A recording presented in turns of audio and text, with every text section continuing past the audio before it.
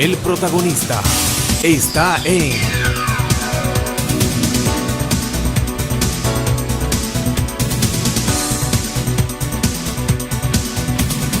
Gente que hace noticia.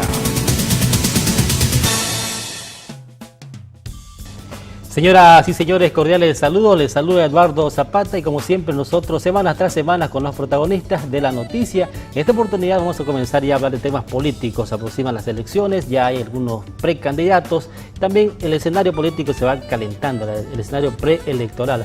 Vamos a conversar en esta oportunidad con la diputada Vive Yáñez, que en semanas pasadas estuvo realizando una huelga en la plaza principal 24 de septiembre por la situación de los escaños que se consiguió. Vamos a ver, diputada, gracias por estar con nosotros y bienvenido a Gente que hace noticia. Eduardo, muchísimas gracias a toda la audiencia cruceña, un saludo cordial y a tus órdenes. Oye, dígame, diputada, ¿qué la movió usted a llevar esa huelga, esa situación en la plaza 24 de septiembre, cuando en otras regiones también se lo hizo? Sin embargo, aparentemente no se consiguió nada. ¿Consiguió algo usted con esta acción de la huelga de hambre? Bueno, es lo que generalmente la gente manifiesta, ¿no? O sea, ¿qué se consigue luchando en las calles? Yo creo que sí conseguimos, porque es en las calles donde está la problemática, ¿ya? Mi posición fue clara, ¿no? Mi posición no fue ni política ni partidaria, mi posición ha sido con la responsabilidad que yo tengo como representante, ya, con ese pueblo que me eligió, con ese pueblo que depositó su confianza en mí. Entonces, si existe un pueblo que deposita la confianza en ti, tienes que cumplir los roles como corresponde. Entonces, defender el derecho, ¿ya?, constitucional de esa gente a la que represento, creo que era mi obligación. Su protesta de usted fue porque se le está quitando, bueno, ya finalmente se consolidó que se le quita un escaño al departamento del Beni.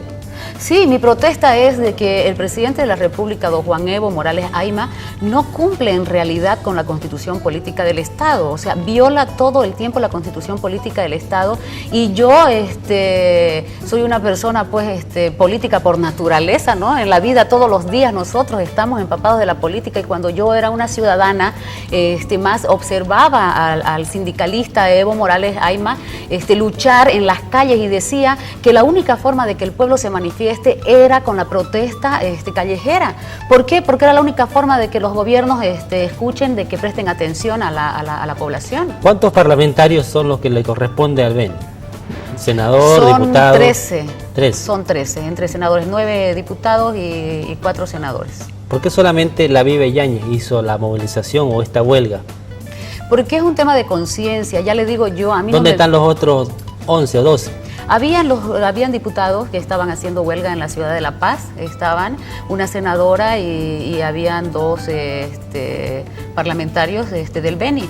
Entonces ellos estaban acompañando y eran los que estaban en ese momento, o sea, habilitados, ¿me entiendes?, para la sesión.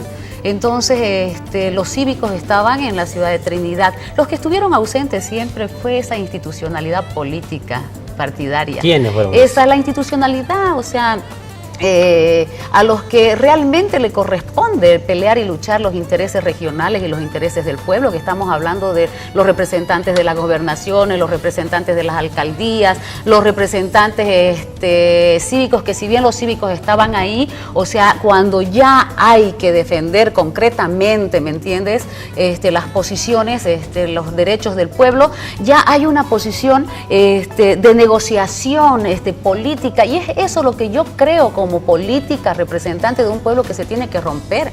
¿Por qué? Porque nosotros representamos a la población. Mire usted, dentro del Parlamento tenemos pues los representantes que son representantes del pueblo, los uninominales. Y una vez yo soy periodista, ¿no? Yo hice una pregunta a un representante parlamentario y le dije: ¿a quién representa usted? ¿Al pueblo o a su partido político? Entonces me dijo que a su partido político, o sea, lo puse ahí a su partido político, pero ¿quién me elige a mí? O sea, ¿quién lo eligió a él? Lo eligió el pueblo. ¿Por qué? Porque un uninominal representa al pueblo, o sea, es para encontrar el equilibrio en el Parlamento de esa gente que tiene representatividad política, que está en la colgada, digamos, del gobierno, que son los plurinacionales, y esa gente que tiene representación del pueblo. Yo soy, por ejemplo, diputada plurinacional, o sea, diputada pluri. Usted me dice que responde entonces al voto del pueblo y esa movilización que realizó en la plaza 24 de septiembre. Acá en Santa Cruz responde a eso. ¿Por qué lo hizo acá en Santa Cruz y no en la plaza de Trinidad? Porque yo creo que Santa Cruz era el núcleo, ¿me entendés? Donde yo vi que se gestaba esa traición para mí, ¿me entiendes? Esa traición política partidaria, ¿ya?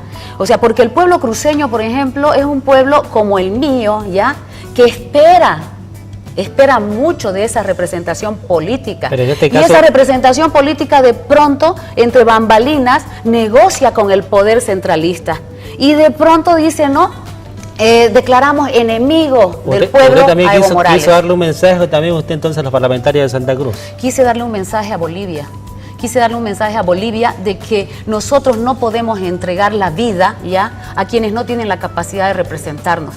De que nosotros como ciudadanos tenemos el poder porque somos nosotros los que elegimos. Y nosotros somos los que decidimos quién nos representa y quién nos deja de representar. Y en democracia, yo creo, la misma Constitución Política del Estado dice, si ese diputado o representante nacional o representante regional no está cumpliendo con el rol que corresponde, el pueblo tiene el derecho y la obligación, además, ya, de decirle, señor, agradecemos sus servicios y usted puede irse a su casa. Parlamentarios del MAS criticaban la movilización que usted hizo, la huelga, indicaban de que todo era mediático, todo era político. No, yo no estoy buscando curul como están buscando ellos. ¿Quién? Yo no obedezco, ¿me entiende? Los masistas pues están en una pugna de poder ahorita interna donde están buscando sus espacios. Usted está viendo las noticias, lo vemos ahí, los representantes políticos utilizando cómo destruir a la población, cómo quebrar al adversario, cómo... Yo no. Yo hice una manifestación donde no he lastimado a nadie, ya puse en riesgo, al contrario, mi salud, ¿me entiendes? Para dar un mensaje claro. Nosotros tenemos que cumplir con sinceridad los roles para los que fuimos electos. Y si no nos metamos, no veamos la política como un instrumento de la toma de poder por el poder. ¿Cuántos días estuvo usted en huelga? 4 días. ¿Se consiguió algo positivo? Pues para mí sí, si bien no hemos defendido el escaño, o sea, yo creo que hemos tomado conciencia de la responsabilidad que tenemos, porque yo veo, Eduardo, cómo hacemos marchas contra la delincuencia, marchas para todo, pero no hay una conciencia. ¿Por qué? Porque esas marchas las hace el pueblo, se hizo una es marcha, monitoreada por el pueblo. Se hizo una marcha contra la seguridad y mientras que marchaban los delincuentes estaban haciendo de la suya. Porque no es con marcha, señores, es con acción colectiva. O sea, ¿quién tiene la obligación, por ejemplo, de pedirle al gobierno central que libere mis recursos? Hablamos de autonomía. Entonces, ¿por qué no libera mis recursos? Hay una autonomía solamente basada en la responsabilidad. Yo como departamento tengo la responsabilidad de pagar los bonos a los viejitos, tengo la responsabilidad de los títulos de bachiller, tengo la responsabilidad de una serie de cosas, digamos, que van a la población, que son tomadas además como banderas políticas por el gobierno central, pero no tengo los recursos para hacer esto. En su momento también cuestionó usted durante esos días que estaba en huelga un poco el apoyo por parte, en este caso también del gobernador Lenz. Sí, yo le pedí al gobernador, o sea, que viniera, pues no, o sea, yo creo que nuestros representantes políticos, y se lo dije fuera de cámaras también, que nosotros, es nuestra obligación como representantes departamentales, defender la dignidad de nuestros pueblos y defender la dignidad de nuestra gente. Y le puse un ejemplo claro. ¿Quién defendió a la señorita Milena Fernández, por ejemplo? ¿Dónde están las autoridades de mi población? ¿Dónde está ese civismo? ¿Dónde está ese venianismo, digamos, para defender un derecho que tiene una profesional que está cumpliendo con su obligación? ¿Se sintió sola usted durante los días de huelga en ese momento? ¿Por eso fue ese reclamo que usted hizo a esta autoridad? Yo no me sentí sola, ¿sabe por qué, Eduardo? Porque yo nunca esperé más de lo que sé que son capaces de darme. Y en la política, o sea, tienes nomás que saber de que nadie tiene la capacidad humana de dar, sino es la capacidad que te permite el interés y esa capacidad que te permiten los objetivos que planteas en la política, ¿ya? Porque en la política es eso, dicen la política es ingrata, no señores. O sea, los ingratos somos nosotros, las personas que no tenemos valores y que nuestras acciones no las asentamos sobre esos valores y esos principios que deben ser los que rigen la conducta de los verdaderos líderes, ¿no? Porque un liderazgo es el que lleva, es como el liderazgo familiar. O sea, un padre que no le dé un buen ejemplo a su hijo va a tener hijos pues fuera de la norma, fuera de la ley. Luego de que usted levantó la movilización, hubo un acercamiento con sus otros colegas parlamentarios en la brigada a través del Beni. ¿Qué le han Yo dicho me a sus fui al colegas? Beni, hubo una reunión donde se determinó que la reunión era para consolidar, ¿no? O sea, las acciones a seguir, para ver qué era lo que el pueblo iba a determinar y cómo íbamos a plantear la defensa, ¿me entiendes?, de esa representación política, porque no es nomás sacar pues del censo a 50.000 habitantes, o sea, que es lo que nos correspondía, digamos, a nosotros, y quitarnos una representación política, porque automáticamente le estás quitando un derecho constitucional a esa gente de ser representados, o sea, de tener sus recursos económicos como corresponde y su representación también política, porque tienen derechos pues políticos, ¿no? Vamos a plantear un pacto fiscal, porque ya no se puede hacer nada, y eso lo ha planteado el presidente del Comité Cívico. Pero ¿cómo no se puede hacer nada? Hablamos un poquito enseguida también del pacto fiscal. Le pregunto yo, ¿y qué piensa usted de las personas que dicen, a algunos sectores sociales o al mismo más, que un escaño menos a una región no le va a frenar el desarrollo? No, es que el desarrollo no es un tema de escaños, pero las acciones ya de ese escaño, o sea, a mí el que el presidente de la República no me dé un mensaje de equidad, de principio, de respeto a la Constitución política del Estado, me está diciendo que no tiene la capacidad de plantearme desarrollo para mi departamento. Ese es el tema. O sea, no es el escaño lo que yo defiendo, es la sinceridad y la probidad con la que tienen que manejarse los representantes políticos, ¿ya? El líder es el presidente de los bolivianos, y si en la Constitución el presidente dice que hay que respetar el derecho de las poblaciones menos desarrolladas económicamente, ¿ya? Y las poblaciones que, o sea, de los departamentos que tienen menos población, lo plantea como una bandera política, y cuando toca ejercer ese derecho, el boliviano no puede ejercerlo. ¿Por qué? Porque el mismo presidente de la República viola ese derecho a través de la toma de poder, ¿me entiendes? ¿Cómo tomó usted cuando se conocieron ya los resultados del censo en relación al departamento del Beni? ¿Le sorprendieron los resultados o no? No me sorprendió, porque yo esperaba la venganza del presidente de la República, don Juan Evo Morales Ayma, cuando en las campañas él lo anunció. Él dijo, si votan por Jessica Jordan, yo le voy a dar todo al Beni, no necesitan pedirlo.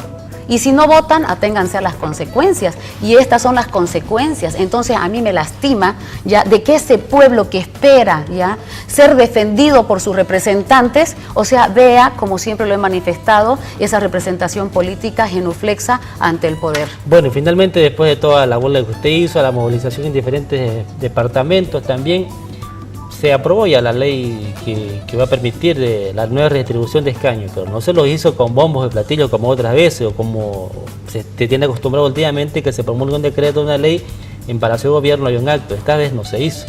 Porque estaba la Vive Yáñez, que representaba a ese pueblo que estaba siendo abusado, bofeteado, ¿me entiendes?, excluido de una política de inclusión, ¿me entendés?, excluido por quienes pregonan la bandera de la inclusión.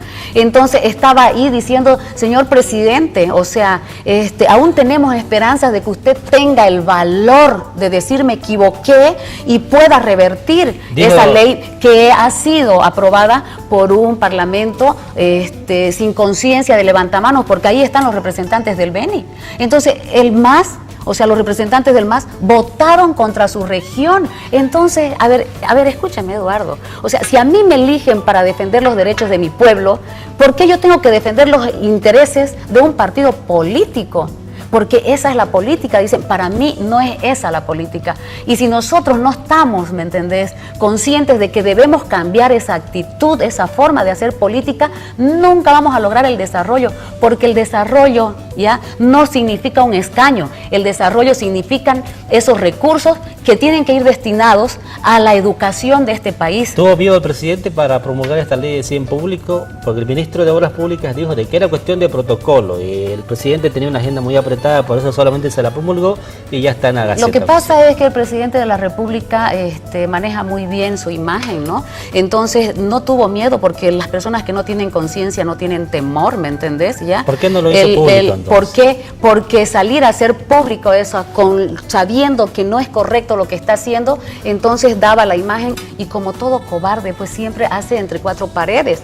Entonces yo creo que cuando vos actúas con sinceridad, no debes temer ¿me entiendes?, al dedo acusador de ese pueblo que está siendo vapuleado, ¿me entiendes? Yo creo que Evo Morales haya sido correcto si haya evitado la promulgación de esa ley, ¿ya?, y le haya dado un mensaje sólido al país, un mensaje realmente de democracia, un mensaje de respeto a los derechos humanos, un mensaje de respeto a los bolivianos, ya que no tenemos los recursos y que no tenemos las posibilidades. Yo vengo de provincia, Eduardo, ¿ya? Si me permite, diputada, vamos a hacer una pequeña pausa, enseguida hablamos también del desarrollo que tiene el departamento, va a contarnos un poco de qué son las necesidades que tiene y también ya se acabó el tema de los escaños, se aprobó finalmente, ahora viene el tema del pacto fiscal. Le propongo que lo hablemos luego de la pausa, ¿le parece? Conforme, ¿está bien? Vamos a la pausa de Gente que Hace Noticias. Cuando retornemos hablamos un poco del desarrollo del Beni, cómo le va a afectar de que le quiten un escaño. También vamos a hablar del pacto fiscal. ¿Cuál es la propuesta que tiene este departamento? La conocemos luego de la pausa. Gente que Hace Noticia. Cada beca creando valor es un premio a tu esfuerzo. Cada beca de CREE es un premio a ese camino en el que crees y que con valor y esperanza vas a conseguir. Cada beca creando valor es un premio a tu éxito y tu futuro. Becas creando valor. 100 nuevas becas universitarias completas. Inscripciones hasta el 4 de octubre. CREE, la energía de nuestra gente. 24 de septiembre de 1810. Sahuapac se adhiere a la alegría. Cooperándonos por la región, la cooperativa más grande del mundo en agua potable y saneamiento básico.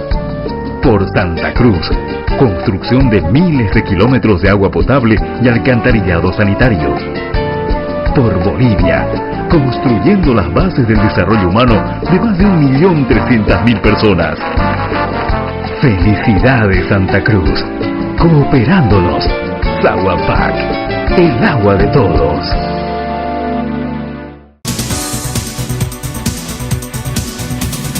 Gente que Hace Noticia.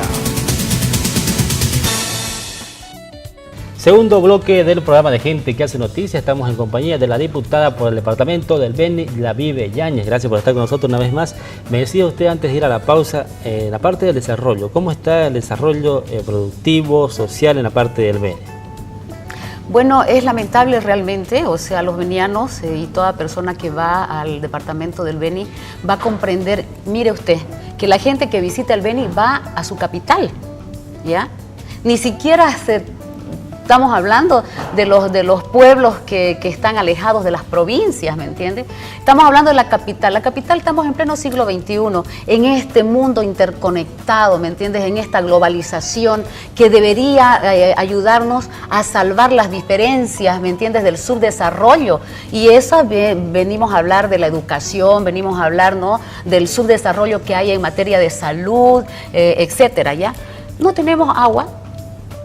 ¿Ya? Sigue todavía la capital del Beni peleando por agua. ¿Ya? No tenemos vertebración caminera, no tenemos industrias porque no hay luz, o sea, la luz es realmente un lujo. Entonces, ese tipo de necesidades básicas, tú puedes comprender eso en pleno siglo XXI, donde ya Evo Morales está hablando ya del Tupacatari, estaba enseñándole a los representantes nacionales a manejar tecnología de punta. Entonces, y en mi tierra todavía no tenemos agua. O sea, esas son las cosas que lastiman se deberían al atender pueblo todas estas demandas primero. Como yo. El tema del desarrollo de cada región. Por supuesto.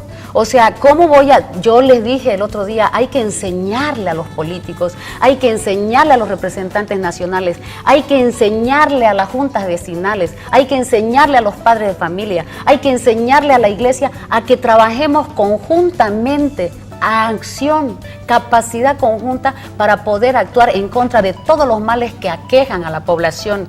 Aquí no es un tema de ser libertadores o de ser, ¿cómo le digo?, heroínas. No, es un tema de compromiso con tus valores, de compromiso con tu población, con tu gente. Y si nosotros no lo vamos a entender así, entonces estamos perdiendo el tiempo. Estamos mostrando claramente que simplemente utilizamos la política como un instrumento de poder y de enriquecimiento. Ahora que ya se tiene entonces esas necesidades y ya se aprobó la ley para el tema de los escaños, toca el pacto fiscal. ¿Cuál es la propuesta que se puede plantear para que se puedan atender estas demandas que usted indica? Tal vez no todas en su cabalidad, pero algunas de ellas, las más importantes. ¿Cuál es la propuesta? Eso fue lo que a mí me molestó cuando plantean el pacto fiscal como una demanda o como una acción de presión al gobierno. Sabemos el pacto fiscal que ha sido planteado en el tema de las autonomías, en la Carta Autonómica, ¿me entiendes? Ya en la Ley Marco de Autonomía. Pero esas autonomías pues son autonomías no sé, inválidas para mí, porque o sea, simplemente el gobierno ha delegado responsabilidades a los departamentos, pero no les ha denominado, o sea, no les ha entregado los recursos. Entonces eso es lo que están queriendo ahora. O sea, ese pacto fiscal de venir a hacer un acuerdo, ¿me entiendes?, de esos recursos que son de todos los bolivianos, ya, porque son recursos del IDH y de toda la materia prima, la producción, ¿me entiendes?, que nosotros tenemos los bolivianos, los impuestos y todo va incluido.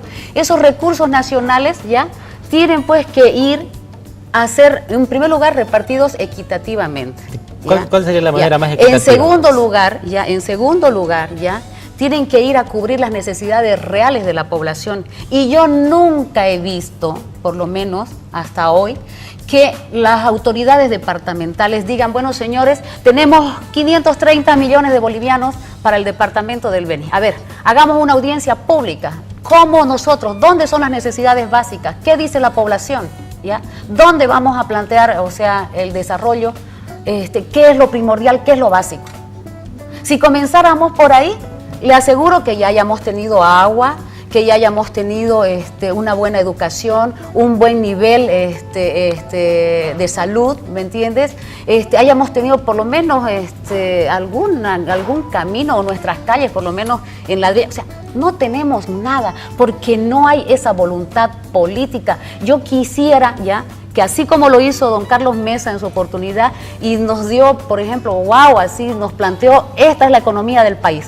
Tantos millones en tal ministerio, tantos millones en la educación, y ahí descubrimos que las Fuerzas Armadas se llevaban la mitad de los recursos nacionales. Desde el Comité Cívico Pro Santa Cruz se hizo una propuesta en días pasados, hablaban de que un 50% lo maneje en pleno el Estado central y el resto vaya ya a los municipios, la gobernación y el tema de las universidades. ¿Usted comparte que sería lo más adecuado para poder atender las demandas de cada región sin dejar de que el gobierno también tenga los recursos suficientes para atender de una manera más global? Pero si somos un país descentralizado, pues deberíamos tener, así como maneja el gobierno, ahora el 90% de nuestros recursos lo maneja el gobierno y todavía hace campaña con ese poquito que nos da. Porque si nos da, digamos, 530 millones, le saca 130 millones para su campaña del bono dignidad, por ejemplo. ¿Ya? Nosotros gastamos 46 mil millones de bolivianos para ese bono de dignidad. ¿Dónde se va el resto? Los otros, el saldo de esos 130. Entonces debería pues ser al revés, ¿no? Comparte. O sea, debería ser que los pueblos, o sea, los pueblos que tienen necesidades para su desarrollo, sean los que administren ese 80% de sus recursos, ¿ya? Y que el gobierno pues se lleve el otro tanto para poder ¿comparte la propuesta usted de los cívicos cruceños, del 50% para el gobierno y el resto para universidades y gobernación y municipios? Yo creo que es importante que los gobiernos departamentales atiendan sus necesidades básicas y para atender las necesidades básicas y el desarrollo, o sea, tienen que plantear, deben tener recursos. Entonces aquí se acaba esa politiquería, ¿me entiendes? De echarle la culpa al gobierno central, de echarle la culpa al gobierno departamental, de que el gobierno central diga, no, eso es responsabilidad departamental y el gobierno departamental diga, sí, pero es enunciativa esa responsabilidad porque yo no tengo recursos, el gobierno se lo lleva todo. Entonces, si nosotros demarcamos y le mostramos a la población, señores, los gobiernos departamentales y los gobiernos municipales tienen tanto de recursos para tales y tales y tales obligaciones, entonces el pueblo va a decir, bueno, señores, o sea, atiéndame usted con estas necesidades, ya, porque esa es su responsabilidad. Pero si la población no tiene conocimiento de qué es lo que se hace en sus recursos, y hay una bolita de poder, no, que vos sos el responsable, que vos aquí, y después viene ahí es donde se prestan ya las negociaciones turbias y las negociaciones políticas, ¿me entendés?, a espaldas del pueblo y de esa necesidad que tiene el pueblo. Como departamento en Beni todavía no se tiene fijada una propuesta sobre el pacto fiscal. Puntualmente, ¿cuál cree usted que es la más correcta, la más acertada? Hablando en cifras. Yo pienso que las personas, o sea, nosotros tenemos pues 530 millones de bolivianos, digamos, en nuestros recursos. Yo creo que tiene que haber un equilibrio de cuánta es la población que nosotros tenemos y cuáles son las necesidades que tenemos.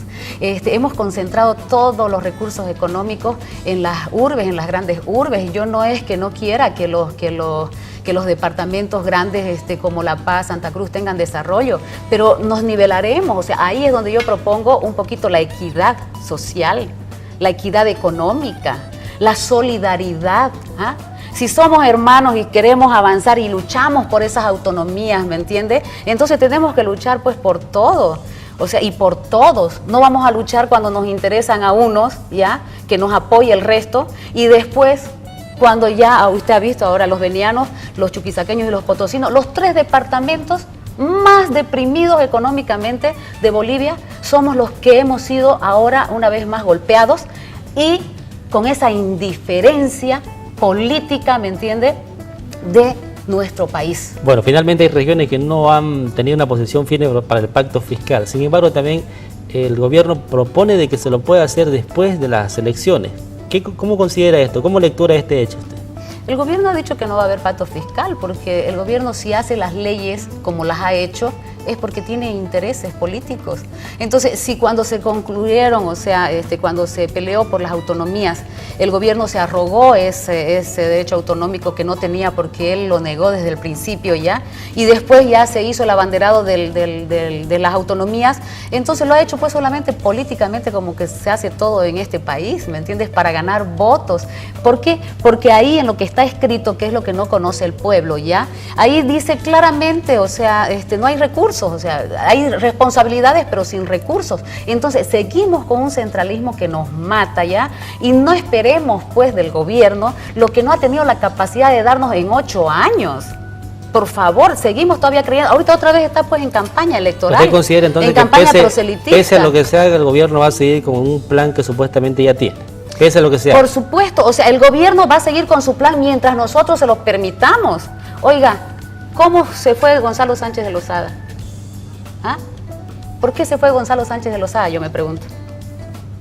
Porque el pueblo se hartó seguramente, ¿no? O sea, de los abusos de poder, y se levantó ese pueblo del Alto, se estrelló contra las Fuerzas Armadas, donde, pucha, entre comillas, las Fuerzas Armadas deberían cuidar la seguridad de la población, y en esa época decían que era por el tema del gas, ¿no? Habían cerrado las válvulas, estaban perjudicando a todos los bolivianos. Sin embargo, esos señores que se sintieron relegados, no sé si lo hicieron conciencialmente, lo hicieron políticamente, no sé, ya, pero la cuestión es que tomaron, quemaron, destruyeron, y eso está bien, eso está perfecto, eso es válido, eso es un derecho que tiene la población. Pero cuando los benianos o los cruceños queremos levantarnos, o los cambas queremos luchar por nuestros derechos, somos separatistas, somos violadores de los derechos, somos egoístas, somos una serie de cosas. O sea, tenemos un estigma, ¿me entiendes?, a nivel nacional que nos los ponen los intereses políticos, y nosotros estamos aquí sentados de brazos cruzados mirando pasar los cadáveres de nuestros amigos y de nuestros enemigos, y seguimos en el mismo abandono, y seguimos con los mismos recursos de hace muchos años atrás, y seguimos permitiendo que el gobierno central nos mutile, nos quite, nos viole los derechos, y seguimos todavía ya sin agua, sin luz, sin educación, y queremos entrar en un mundo competitivo globalizado a través de la tecnología. Oiga, Eduardo, la tecnología en un pueblo que no tiene educación profundiza las brechas de desigualdad. ¿Por qué? Porque hemos visto nosotros y lo estamos viendo con nuestros representantes ya, eso tenemos que tomar conciencia los ciudadanos, que hemos entendido el desarrollo a partir de la acumulación de bienes materiales y no a partir del servicio que debe recibir la población, educación, salud, que son fundamentales. Un pueblo que no está educado. Sin duda que son muchas las necesidades desarrollo que tiene tanto el departamento del Beni, Santa Cruz, como igual todos los departamentos. Puntualmente, antes de ir a la pausa, ¿cómo lectura usted las palabras del presidente cuando hace un llamado a los ministros a trabajar en la parte de lo que viene a ser de sus trabajos como ministros, pero al mismo tiempo también que dediquen un poco del tiempo a la campaña puntual? ¿Cómo lectura eso usted? Vergonzoso, porque ahí nos está mostrando que ellos hacen política y reciben la plata del Estado, o sea, hacen política con los recursos del Estado. Porque si yo fui electa, yo por eso es que le digo, yo, la Vive Yáñez, he sido electa para trabajar por mi pueblo, y eso es lo que estoy haciendo.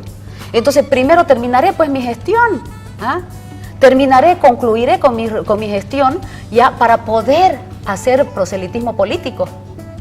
Porque si yo estoy haciendo proselitismo político con los recursos del Estado, entonces eso es una violación flagrante a la Constitución Política del Estado y a los derechos que tenemos los bolivianos de ser respetados. Si no voy a tener yo, Eduardo, para agua y para luz en mi departamento, o sea, ¿cómo cínicamente van a venir esos representantes que votaron en contra de ese derecho ya a decirme que yo les pague para que hagan proselitismo político? Eso me parece demasiado cínico y esa es la política que tenemos que erradicar en este país. ¿Y a quién corresponde eso? A la ciudadanía. Muy bien, vamos a hacer una pausa en Gente que Hace Noticias. Hemos escuchado las declaraciones de la diputada La Vive Yáñez y como indicamos al iniciar el programa, se calienta también el tema electoral y al próximo año ya vienen las elecciones, se hablan de posibles alianzas, también el binomio Evo Álvaro García Linera ha sido ratificado por diferentes sectores sociales. ¿Cómo se va a organizar la oposición? El departamento del Beni, las últimas elecciones Carmelo Lenz ha ganado, pero esto fue por una unión de varias siglas. ¿Cuál será próximamente el escenario político en este departamento a nivel Bolivia? Conversamos de esto luego de la pausa. Gente que hace noticia. Cada beca creando valor es un premio a tu esfuerzo. Cada beca de CRE es un premio a ese camino en el que crees y que con valor y esperanza vas a conseguir. Cada beca creando valor es un premio a tu éxito y tu futuro. Becas creando valor. 100 nuevas becas universitarias completas. Inscripciones hasta el 4 de octubre. CRE, la energía de nuestra gente. La Policía Boliviana, junto a las empresas solidarias con la comunidad y este medio de comunicación, les recomendamos que si es víctima de violencia familiar o conoce de algún caso de violencia física, sexual o psicológica, denuncie a la Brigada de Protección a la Familia o a la unidad policial más próxima, ya que las leyes protegen a las familias y si esto no se controla a tiempo, pueden generarse consecuencias como la disolución del matrimonio y con ellas diversas desgracias en el hogar. Juntos erradicaremos la violencia, porque la seguridad ciudadana es tarea de todos. Esta es nuestra nueva imagen. Totalmente renovados. Nuevos. Cristal, totalmente tuyo. Gente que hace noticia. Último bloque del programa de Gente que Hace Noticias. Estamos en compañía de la diputada por el departamento del Beni, La Vive Yáñez. Desea antes de ir a la pausa, diputada, se vienen al próximo año elecciones. Vamos a revisar unas imágenes también porque el departamento del Beni se levantó luego de que renunció Ernesto Suárez, y esta caravana ratificaba el apoyo a Carmelo Lenz, que finalmente esto resultó ser una alianza de diferentes siglas y más adelante también vamos a ver, ahí está en esa camioneta, rostros de la política pública reconocidos. Ahí están nuestros aliados, pues eso es lo que yo reclamaba en mi huelga. Ahí están nuestros aliados en la foto. No aparecieron ellos flameando en la la huelga. bandera del Beni en las elecciones políticas. ¿Dónde está cuando tenemos que defender los recursos de los bolivianos? No estaban, eso era lo que yo reclamaba. Y es lo que planteo, ¿no? O sea, si solamente vamos a utilizar la política para los intereses personales de grupo, para los intereses partidarios, y no como un servicio sincero, real, entonces estamos perdidos. Nosotros nos vamos a anclar en el subdesarrollo. ¿Por qué? Porque ni los recursos van a llegar a donde tienen que llegar, ¿ya? Y porque no hay la voluntad, ¿me entiendes? Para la oposición este triunfo de Carmelo Lenz el Beni fue como un tubo de ensayo que se realizó, varias alianzas que se unieron para un solo candidato, aunque también hubieron otros que tuvieron su votación, pero en más mínima cantidad. ¿Usted considera de que de esta manera, como se lo ha hecho en Beni a nivel nacional, hablar de un solo frente contra el presidente Evo Morales, que muchos lo indican de que podría ser ratificado nuevamente, ¿usted cree que esto que se hizo en el Beni puede resultar en todo el país? Depende del objetivo, pues yo puedo entender, o sea, te estoy hablando personalmente, o sea, todo lo que yo planteé aquí es en una posición personal de la Vive Yáñez, ya dialogando con su pueblo. O sea, no es un tema, una posición política partidaria, ¿entiendes? Entonces, yo no creo en las alianzas que no tengan un sentimiento común, ¿ya? Yo no creo en las alianzas que no sea con personas que tienen la misma escala de valores, ¿ya? Los mismos principios, ¿ya? Entonces, no creo en ese tipo de alianzas. Entonces, para ese tipo de alianzas tiene que haber un proyecto grande, fuerte, donde converjan todos los sentimientos y las ideologías, ¿no? Para el Beni resultó, para Bolivia no sería el mismo resultado entonces. Yo creo que sí, toda unidad cuando se hace con sinceridad puede dar resultado, pero eso es como lo plantees, es por eso que yo hablo, tenemos que ser sinceros. Carmelo Lenz, por ejemplo, particularmente pienso que él es un hombre que si bien no era conocido en el departamento del Beni, pero era un hombre respetado en los momentos, en los lugares donde había desempeñado él, por ejemplo, su carácter, ¿me entendés?, en su profesión, ¿ya? Estuvo, por ejemplo, en Reyes, es un hombre querido en esa población porque cumplió su rol como correspondía, seguramente con ética, con principios, con valores. Igualmente en Riberalta, y tú ves la votación en Riberalta fue contundente para el éxito de Carmelo Lenz. Actualmente ya se perfilan algunos precandidatos, ya se van perfilando, como es el caso de que Juan del Granado, Samuel Doria Medina, que de una u otra manera no dicen de que van a ser candidatos, pero también ya hay sectores que se pronuncian a favor de ellos, hay otros que no. Además, Carmelo Lenz, te quiero decir, Eduardo, que eso es fundamental también de tomar en cuenta, Carmelo Lenz no iba con un estigma político partidario. Carmelo Lenz era la representación de esa bronca que había del abuso de poder. Carmelo Lenz representaba la defensa de mi dignidad, de mi identidad, ¿me entiendes? Más que el candidato. Entonces, fue el sentimiento del pueblo. Más entonces que el candidato, o sea, yo creo que ha sido ese sentimiento del pueblo frente a los abusos de poder del partido gobernante a través, por ejemplo, el que Evo Morales vaya y diga, o sea, si votan por Jessica, me está extorsionando. Está manipulando mis sentimientos. A un pueblo que tiene hambre, te puedes imaginar vos, por eso es que yo estoy haciendo política. Porque a un pueblo que tiene hambre, que tiene subdesarrollo, no podés ir a decirle, si votas por mí, te doy lo que quieras. O sea, si eso que me va a dar es mío, son mis recursos. O sea, me mata de hambre, ¿me entiendes? ¿Ya? Me extorsiona. Para que entonces ese tipo de autoridades y ese tipo de representantes para mí son nefastos. Realmente. ¿Usted considera de que se podrían unir en una sola candidatura, un solo frente contra el presidente? ¿Sería provechoso esto o no? Yo no creo, digamos, que haya hay democracia, pues. Si me permite, voy a mostrarle alguna figura. Por ejemplo, Juan del Granado. Vamos a ponerlo en pantalla y dígame, ¿cómo lectura usted el liderazgo que tiene él a nivel nacional? Cuando ves imagen, Juan del Granado. No sé, yo cuando veo a Juan del Granado, y lo he visto en todos los escenarios políticos, ¿me entiende? Entonces, saltar, digamos, baches, para mí, o sea, dejar, digamos, la identidad, la dignidad, el nombre de lado para negociar políticamente, para mí eso es realmente desastroso. Y yo, Juan del Granado, lo he visto en todos los escenarios, ¿me entiendes? Políticos, con MNR, con ADN, con el MIR, con Evo Morales, era uno de los más grandes aliados de Evo Morales.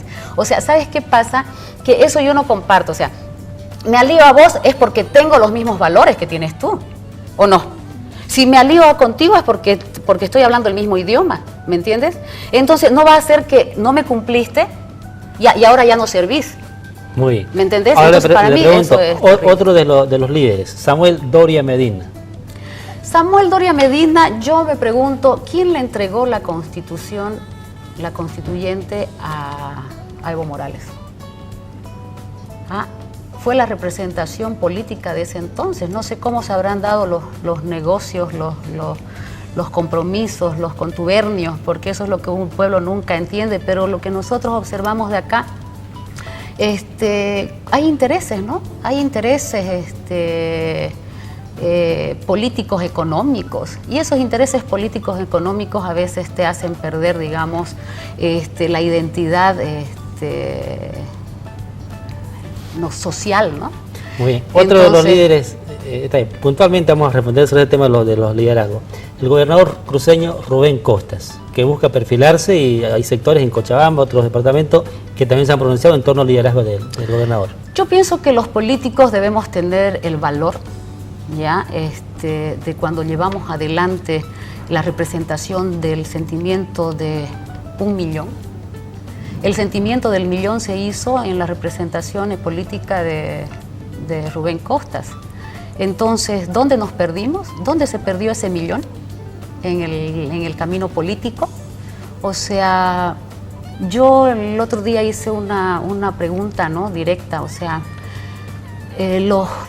todos los gobernadores han sido sacados con golpes de Estado, ¿me entiendes?, perpetrados por el gobierno central. Y aún queda Rubén Costas. ¿Será porque Evo Morales necesita un opositor? Porque la democracia sin oposición no existe, ¿no ve? ¿Podría crecer más a nivel nacional el gobernador Costas? Yo parto pues de que los liderazgos, o sea, tienen su tiempo, ¿no? ¿Pasó su tiempo el gobernador? Yo creo que sí. Muy bien. Otro de los líderes que también, y esta es una autoridad que está en función del gobierno también, el vicepresidente Álvaro García Linera. ¿Cómo reacciona usted cuando ve esa imagen? Álvaro, si bien yo he tenido un par de veces, digamos, contacto personal con él, es una persona educada, pero yo no sé de su vida, digamos, de su trayectoria social y política, ¿no? Sin embargo, o sea, lo que vemos, digamos, es que Álvaro es uno de los gestores, ¿me entiendes?, de este gobierno, y este gobierno pues lastima. Y si tú estás dentro, entonces yo creo que las personas que estamos dentro y no compartimos con las acciones de quienes toman las decisiones, entonces debemos denunciarlas. Pero si estamos silentes es porque somos cómplices. Y entonces para mí es la complicidad, ¿me entiendes?, del abuso de poder que ejerce este gobierno sobre el pueblo boliviano. Y para finalizar la pregunta sobre los liderazgos, el presidente Evo Morales, cuando usted ve la figura del presidente así de esta manera, ¿qué piensa? Evo Morales es un instrumento que en sus inicios yo podía creer que Evo Morales tenía buenos sentimientos, así como seguramente tienen buenos sentimientos muchos de los masistas que se quedaron en el camino, porque se quedaron en el camino. Yo no veo a los gestores del MAS, o sea, esa gente está fuera del esquema político de poder, ¿me entiendes?, del MAS, y vemos las mismas caras de neoliberales que tanto odian. ¿Usted cree que gobierna el presidente Evo Morales, el propio presidente, o es su entorno que maneja todo? Yo creo que hay un entorno que maneja, o sea, las decisiones, porque generalmente el presidente siempre está ausente, ¿no? Cuando hay revueltas en este país está ausente, y esa ausencia es complicidad, porque esa ausencia políticamente para mí tiene una connotación, ¿ya? Están cuidando la imagen del presidente, ¿ya?, para decir, no señores, no es el presidente Evo Morales el que está aquí, o sea, le echaremos, o sea, la responsabilidad a su entorno político, ¿ya? Él es el bueno, él es el líder, entonces tenemos que votar otra vez por Evo Morales porque él es el bueno. Pero yo digo, y se lo he dicho siempre al presidente de la República, un líder que no tiene conocimiento de lo que hacen sus operadores políticos, un líder que se hace el tonto, el que no sabe quién dio la orden para reprimir a los indígenas del Timnis, Entonces, para mí no es líder porque está viviendo una fantasía, no está con los pies sobre esta realidad que pide educación, que pide salud, que tiene hambre, que quiere desarrollo, que quiere interconectarse al mundo, que quiere ser competitivo. Muy bien. Para ir finalizando ya la entrevista, diputada, podríamos enumerar muchos liderazgos, pero hemos querido considerar también los que se están mostrando en este momento con un perfil de poder ir a las próximas elecciones.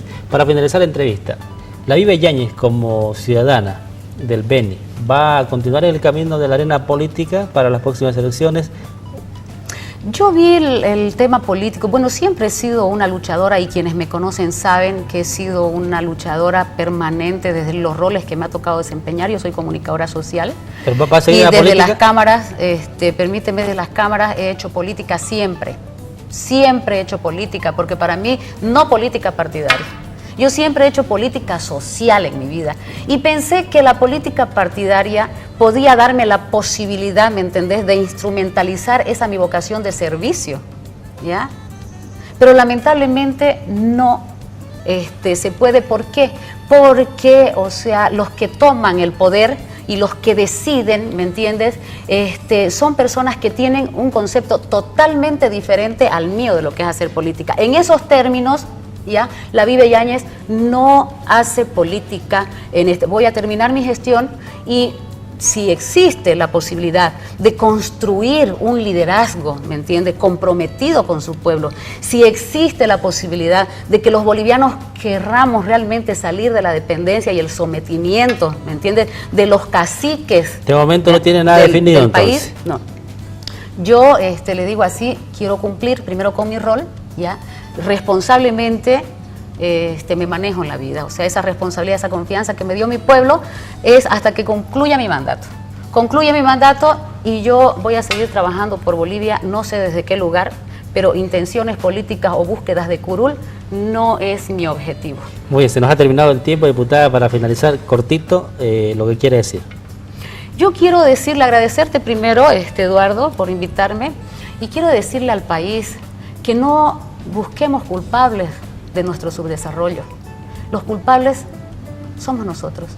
En cada uno de nosotros está esa responsabilidad de hacer que los bolivianos salgamos de la dependencia, de hacer que no hayan niños que se droguen en las calles, de hacer que las madres sonrían cuando van al supermercado a comprar el pan, de hacer que en cada pueblo haya luz, agua, teléfono, porque eso es un tema de cultura, es un tema de educación, es un tema de compromiso de todos los bolivianos con nuestro sistema. Yo les voy a decir, nosotros somos los que elegimos a los representantes, entonces no acusemos a esos representantes cuando ellos no responden como nosotros esperamos. Muchas gracias, diputada, ha sido un placer conversar con usted, hemos conversado de todos los aspectos, los políticos, el tema de su huelga, por supuesto también cuál será su próxima proyección. Muchas gracias por esta oportunidad de conversar con nosotros. Ok, gracias, de verdad, gracias Bolivia, gracias Santa Cruz, porque siempre creo que el agradecimiento es una deuda del corazón y yo esa deuda la tengo con este pueblo maravilloso que me permitió ejercer mi ciudadanía, ¿ya?, y mi derecho desde esta población, porque creo que todos los bolivianos tenemos derechos en cualquier lugar del territorio nacional donde nos desenvolvamos. Muy bien, nosotros de esta manera ponemos punto final a esta entrega de Gente que Hace Noticias. Nos reencontramos en el próximo programa. El protagonista está en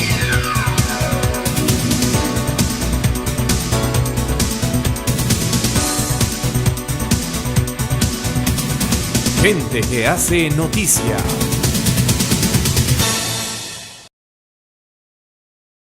Esta es nuestra nueva imagen. Totalmente renovados. Nuevos. Cristal totalmente tuyo.